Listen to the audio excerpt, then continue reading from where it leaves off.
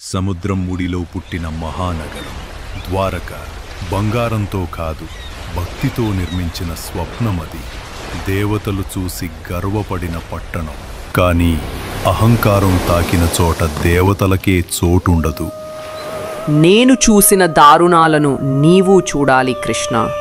నేను అనుభవించిన బాధను నీవు అనుభవించాలి. నీ ద్వారక కూడా ఆ శాపపు అగ్నిని అనుభవిస్తుంది. నీ ద్వారక నశిస్తుంది. శాపం విరిసిన రాత్రి సముద్రం కూడా కన్నీరు కార్చింది.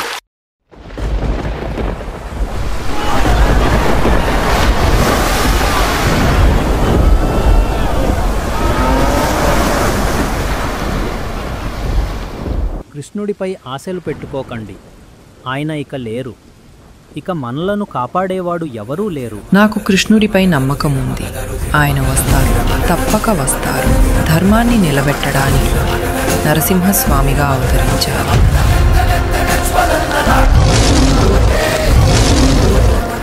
అదే ధర్మాన్ని కాపాడటానికి శ్రీరామచంద్రుడిగా వచ్చారు.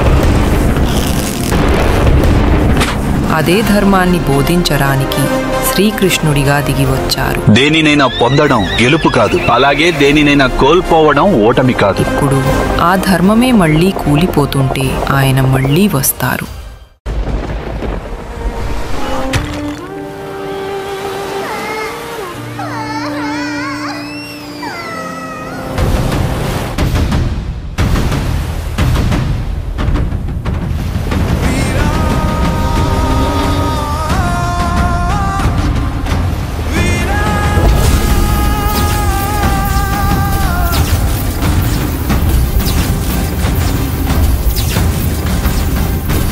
కలియుగం సమీపిస్తోంది.